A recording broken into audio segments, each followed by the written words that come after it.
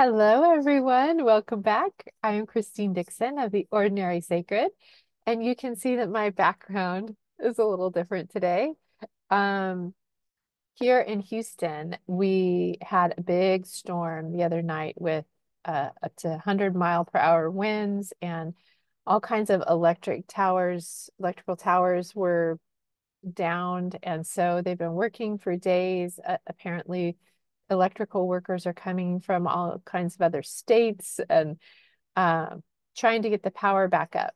But I am currently in our van. Um, you can probably hear the generator running. And so that's how we're getting a little bit of electricity.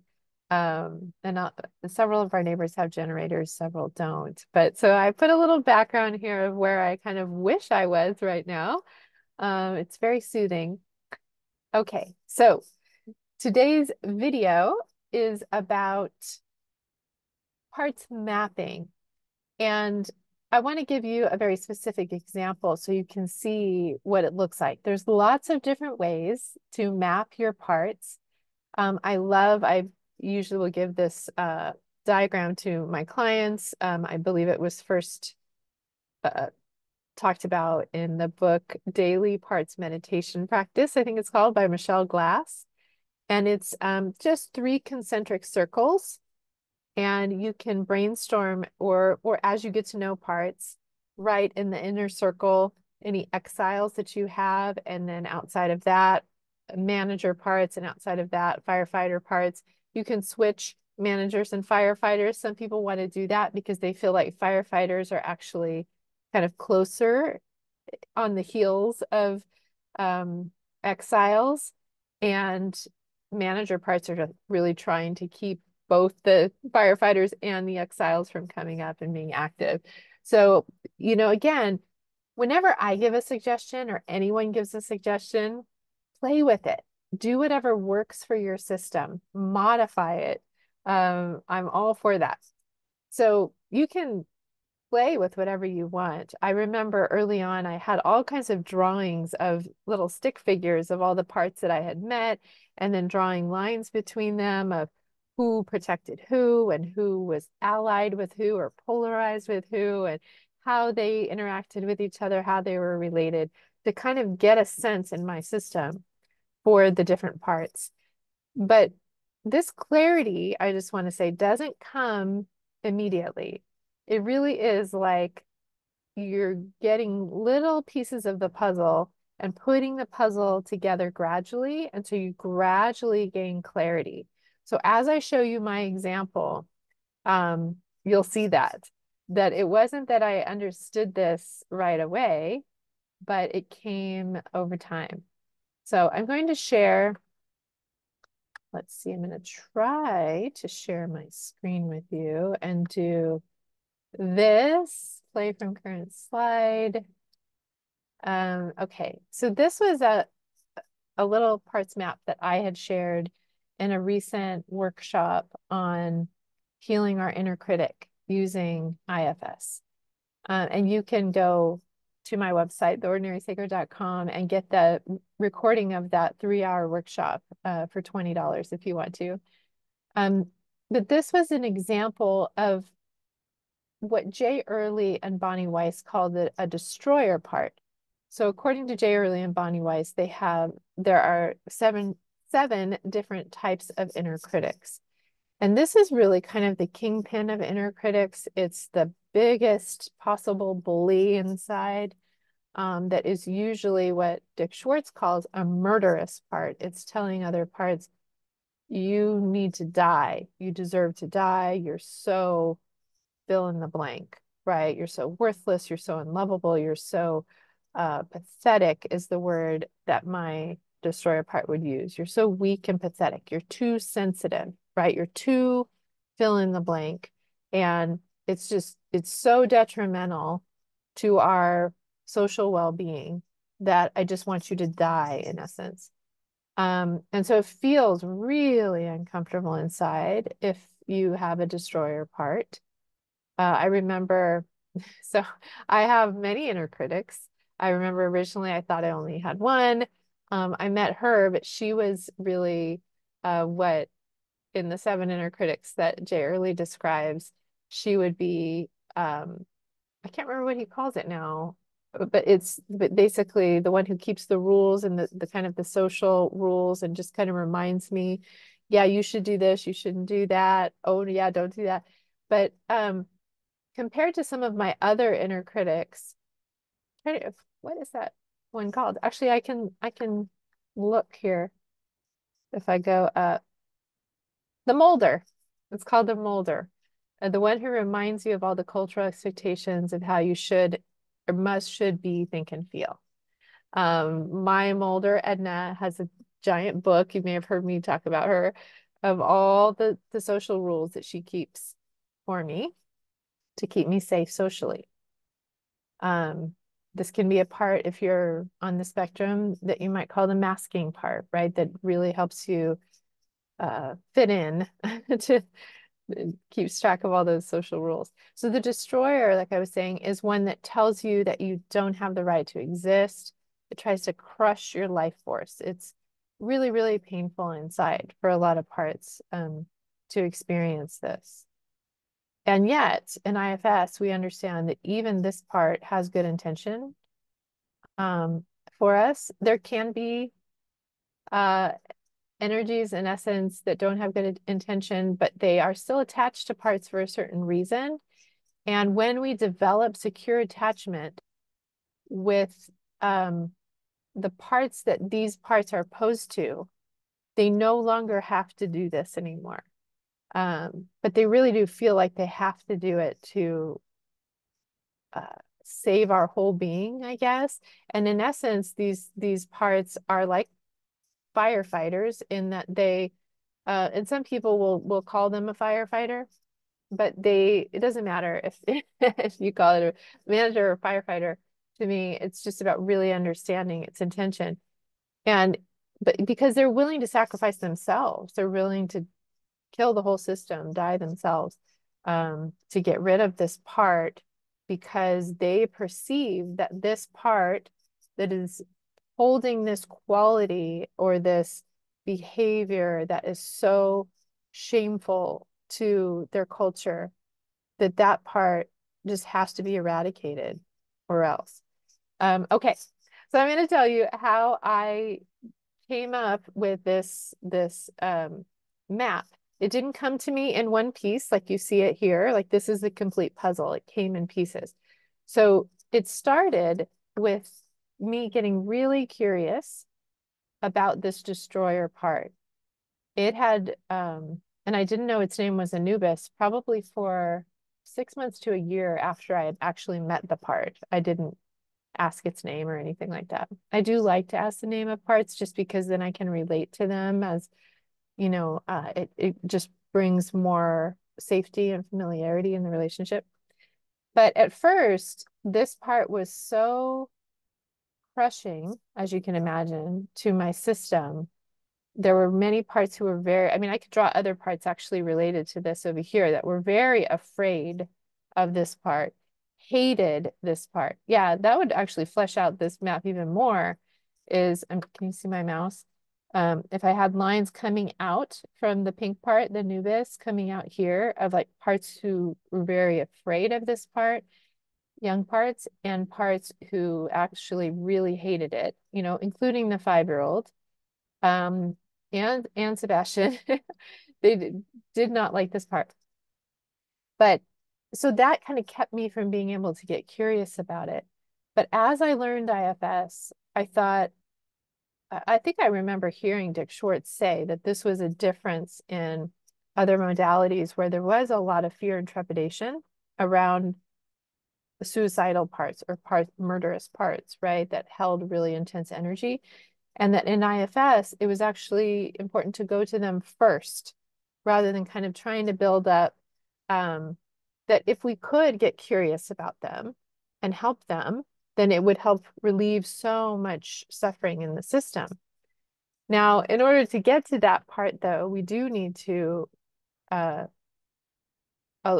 gain the trust of the other parts that fear it and hate it so that they'll relax enough for our natural self energy of curiosity to come out.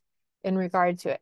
At this point, I had done quite a bit of inner work with many other parts. So my system really trusted myself. So I think that's why I was able to get to know this destroyer part at this point. But there was a stimulus, there was an activation of I won't go into all the detail, but someone getting really, really critical and telling me everything I had done wrong in a certain situation, a group I was leading. And so this young part became really, really overwhelmed.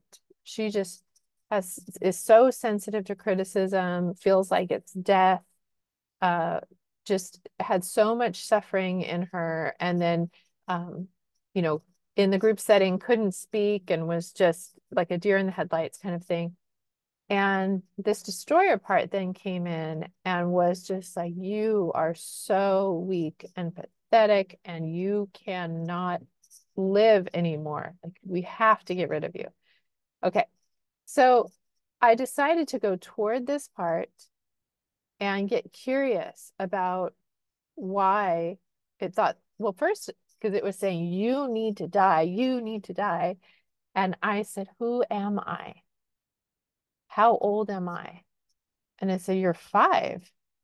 And I knew a 5-year-old part named Chrissy, and I immediately saw her in her little blue dress, sitting on this little bench in my kindergarten playground, just crying, curled up in a ball, so, so, so hurt.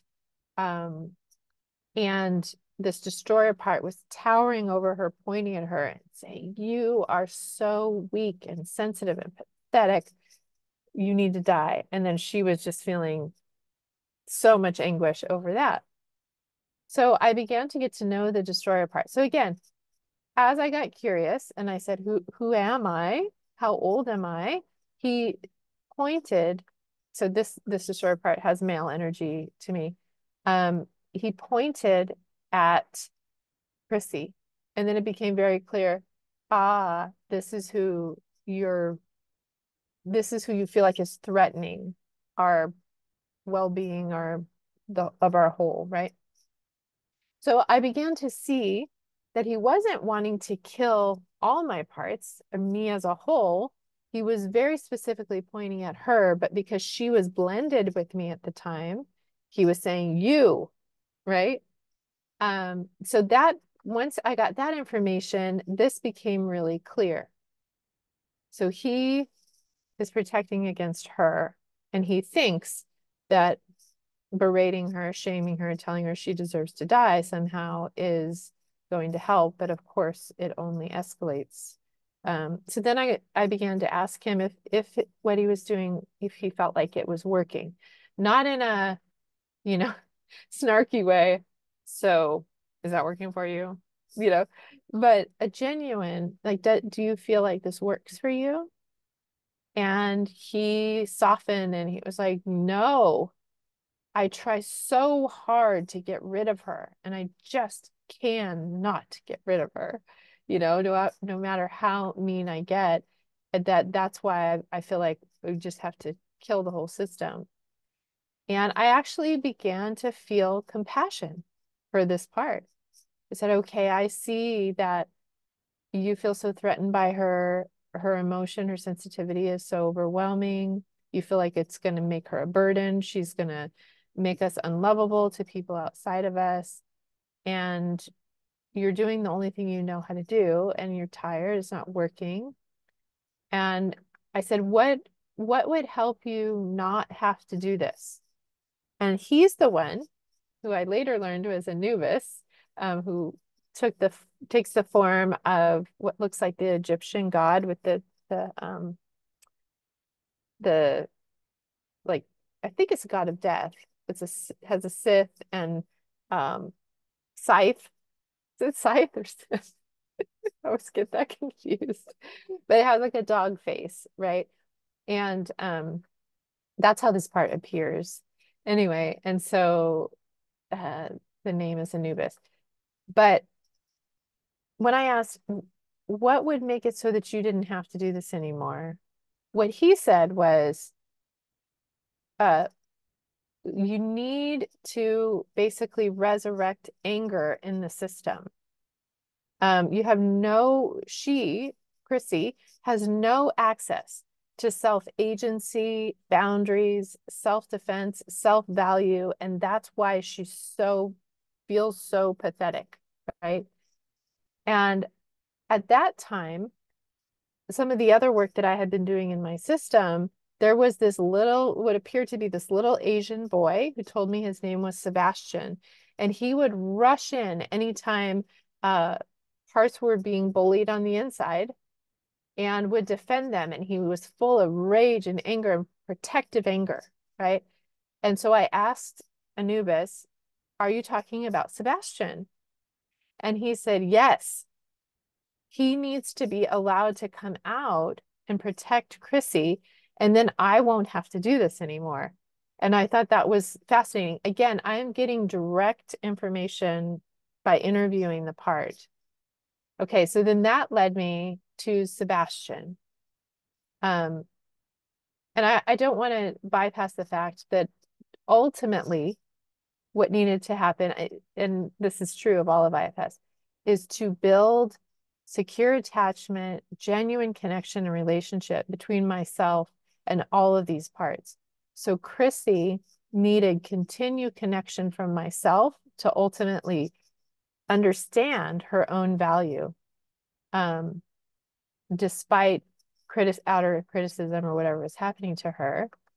And this destroyer part needed connection from me, appreciation, understanding of what they were trying to do. And then they point me to Sebastian, this angry part. And this was the first time I began to actually interact with him directly. Because again, I had seen him kind of rush in, and it was really interesting to me. I was, who is that? In my inner system. And there were parts who would push him out and were afraid of him too. I did remember realizing that. But so now Anubis has pointed me to Chrissy and now has pointed me to Sebastian. And so I turned to Sebastian and I said, so what doesn't allow you to protect Chrissy? What doesn't allow you to come into the system? And he said, they don't. And he pointed. And I definitely knew Edna at the time. I did not know Cassandra very well at this time, which is so interesting for me to say because some of you know Cassandra is so close and dear to me now. I spent a year and a half witnessing her. But he pointed to them, and Edna in my system, even though she's 10 or 11 years old, appears as an old woman that's kind of like stern. And she's now kind of like a kind, warm grandmother that bakes cookies and reads stories. But at the time, she was the one, this Mulder part who held the book of all the right and wrong things to do. And it was not ever okay to show anger.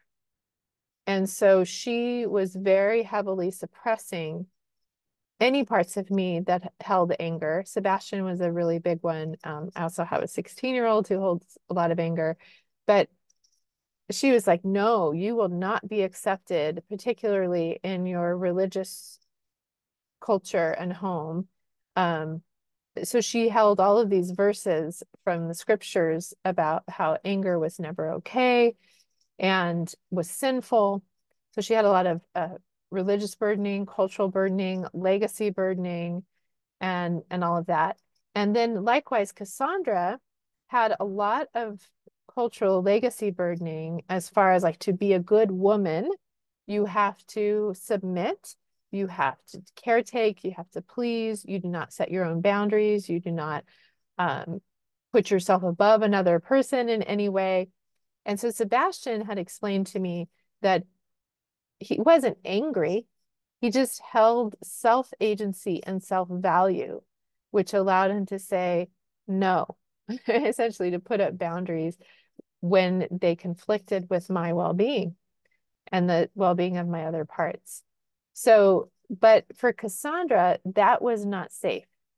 In my home growing up, it wasn't safe to assert my will or to say, no, this is not okay, right? Because, you know, power dynamics and all of that. So there was not only the cultural burden, but also personal burden, lots of experiences of not you know, being punished, shamed if I had needs, had limited capacities, set boundaries, said no, showed any kind of anger. And then that was compounded in my first marriage, where it was genuinely unsafe for me to set a boundary, to say no, to push back. And so Cassandra learned to excessively fawn. Yes, whatever you want, right? And so in order to do that, to stay safe, she had to fully suppress Sebastian. Okay, so you can see that through initially just going to this one part that was very active. First, I wish I had put this on this map.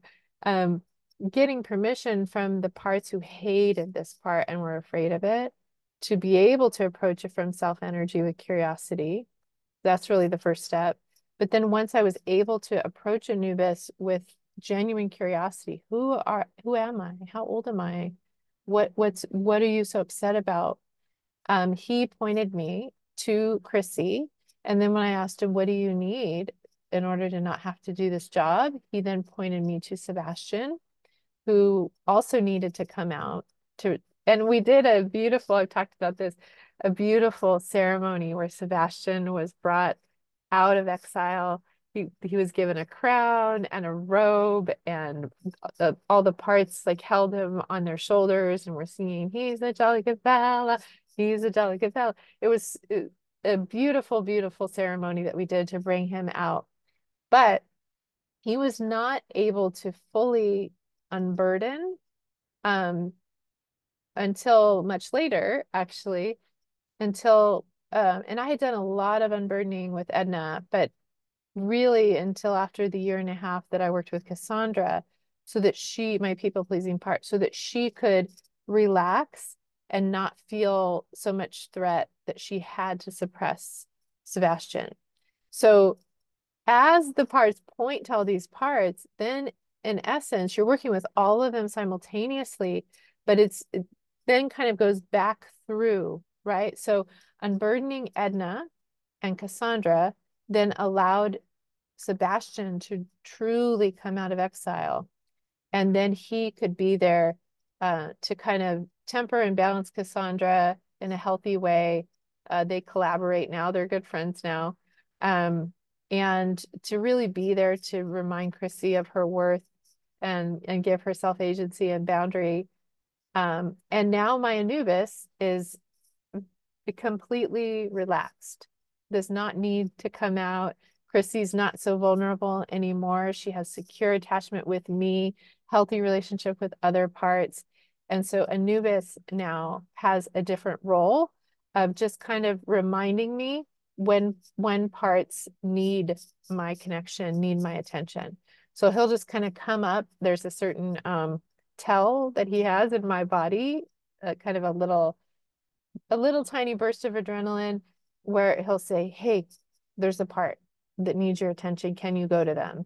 And I'll say, oh, thank you so much, Anubis. Yes, I will. So he's unburdened now. And again, this process fully took a couple of years. But it was well worth the time because I don't want it to look like, oh, it just happened really quickly. In that one session, though, Anubis did point me to all of these parts. But it was over years that I really got to know each one, really got to witness them, reparent them, create secure connection with them, help them unburden. And then when one part unburdens, it affects all the others because you can see that there's a system. They're all in a relationship. This is the inner family. Okay, I'm gonna stop sharing. So I hope you found that interesting. I actually have a video I think it's in my IFS self-therapy series, and it talks about my working with my suicidal part. I think even at the time that I made that video, I didn't know that his name was Anubis yet. I later had interaction with him and learned that.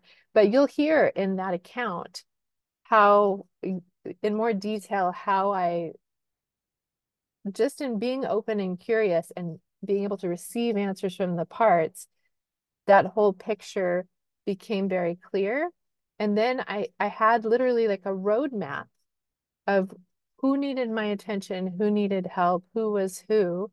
And then over time, as they would get activated in any given moment, I could go toward them, get to know them more, and really build relationship with them. So I hope that's helpful. Um, you don't need to sit down and just know everything, or your parts that are analytical and thinking it up and let me figure out how to map this. No, it's not like that. The mapping is a byproduct of just going toward any one part, getting very curious, receiving answers from them, and they will begin pointing you to other parts that they're in relationship with. So if you have experience with that, or if you have questions about that, I would love to hear them. You can leave them in the comments below.